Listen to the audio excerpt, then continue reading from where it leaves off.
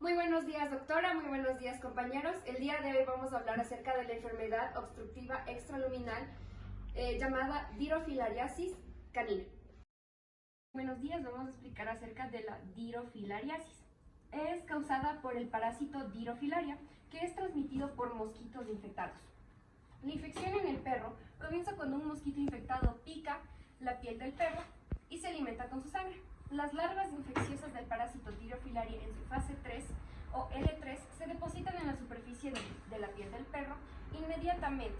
Después, estas L3 de aproximadamente 1 milímetro de longitud entran en el cuerpo del perro a través de la función que deja el insecto tras la picadura en la dermis.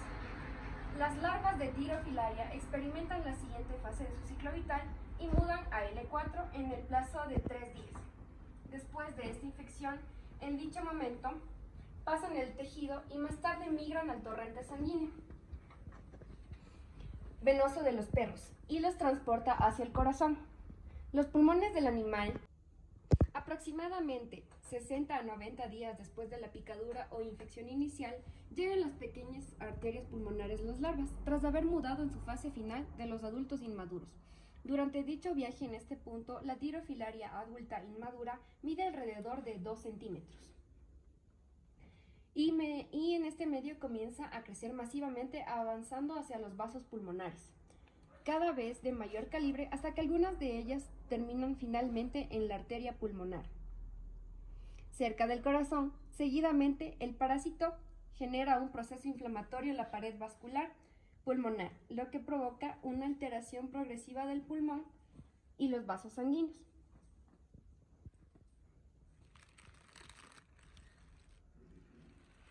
Finalmente, se eleva la resistencia vascular y provoca hipertensión pulmonar. Al aumentar la cantidad de gusanos, se produce una hipertrofia cardíaca, lo que quiere decir que el corazón aumenta un poco en su tamaño debido a la cantidad de gusanos que se encuentran dentro del corazón, e incluso esto puede provocar la muerte del animal. ¿Cómo se ve afectada la resistencia pulmonar? En cuanto a la resistencia pulmonar en pacientes sanos, el volumen tidal se encuentra por el rango de aproximadamente de 10 a 15 miligramos por kilo, pero en caso de padecer dirofilariosis, este se vería disminuida y se encontrará entre 6 a 8 mililitros por kilogramo por la presencia de hipertensión pulmonar. La permeabilidad de la vía aérea es la condición fisiológica normal de los animales para permitir el paso, el ingreso y la salida de aire a través de los pulmones.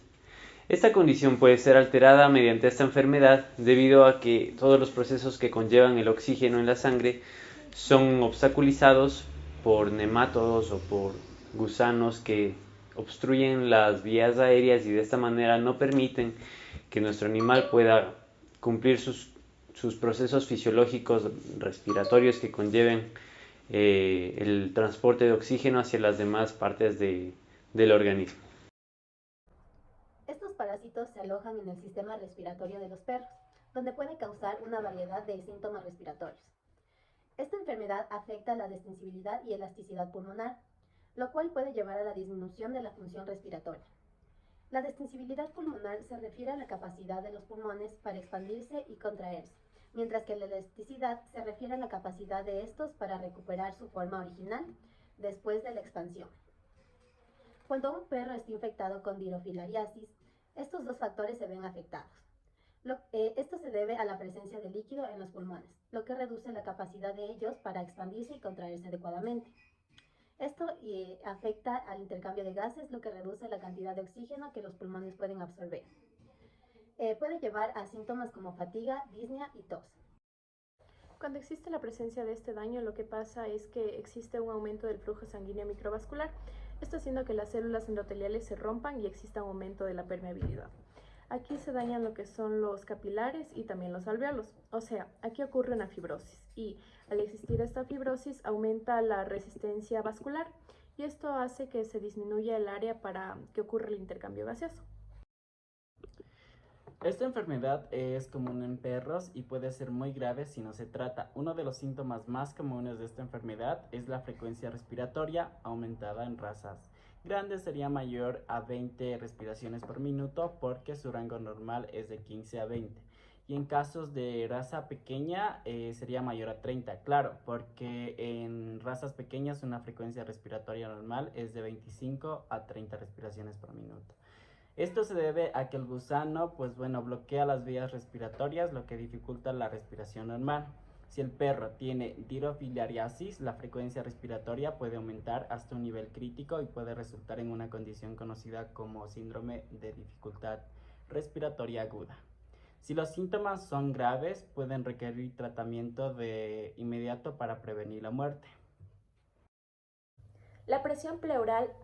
A medida que el corazón se hipertrofia por presencia de nematodos en la arteria pulmonar, es posible que la pleura tenga problemas de acumulación de líquido. Por eso, en este caso, la inspiración produce presión positiva y haciendo que la presión pleural aumente. La presión intratorácica.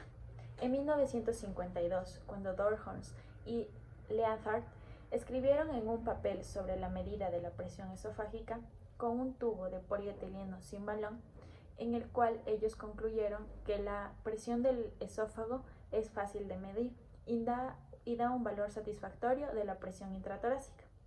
En el caso de la dirofilaria, existe un aumento de la presión intratorácica, además un aumento de la presión sistólica ventricular derecha y o una reducción de la presión aórtica, lo que reduce el flujo sanguíneo miocárdico del ventrículo derecho, creando la hipertrofia cardíaca derecha.